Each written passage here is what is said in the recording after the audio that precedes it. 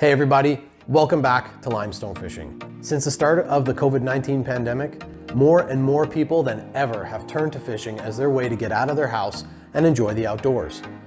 But maybe not all of those people have ever gone fishing in their life, or maybe they haven't gone fishing in years since they were a kid. Because of that, I decided to put together this 9-part series of short videos to help get you out and catching fish. Welcome to the Complete Beginner's Guide to Fishing.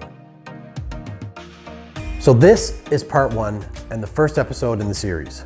And in this episode, we're going to talk about the very first thing you have to get before you go fishing. So before you run out and go buy yourself a rod and a reel and some tackle, the very first thing you have to get is your fishing license. The licensing process is going to be different between all the provinces if you're in Canada and all of the states down south, but that is the one thing they all have in common. You cannot legally go fishing without a license. And not only is it important that you get yourself a license, but it's really important that you have it on you while you're fishing. Because if you're approached by a game warden or a conservation officer and you don't have your license or any way to prove that you've bought a license, then you're going to get a ticket. There are exceptions to the licensing rules. I don't know about the rest of the provinces or the states down south, but here in Ontario, there are certain demographics that don't need to buy a fishing license. For example, military people, either active duty or veterans, don't have to purchase an outdoors card or a fishing license to go fishing.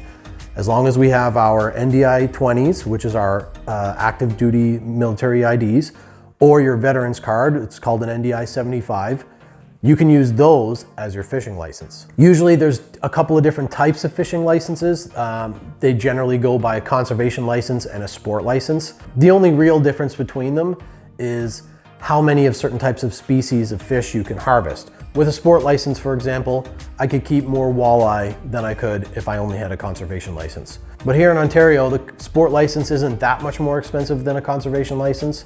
But realistically, if you're just getting out there to try and have some fun, maybe take your kid fishing just as something to do to break up the monotony of lockdowns and stay-at-home orders and all this other stuff, you probably don't need more than a conservation license.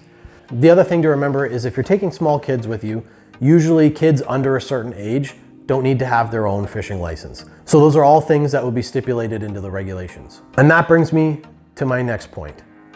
Know the regulations for the area you're fishing in. And all the regulations between all the provinces are going to be different, at least a little bit. So for example, I know in some provinces, you're not allowed to fish with barbed hooks, barbless only. Here in Ontario, we're allowed to use barbed hooks. And it'll tell you, the regulations will tell you other things too that you need to know. How many hooks per line you're allowed to have out, how many lines you're allowed to have in the water at once for a specific style of fishing. For ice fishing here in Ontario, you're allowed to have 2 lines in the water, but when you're fishing open water, you're only allowed 1.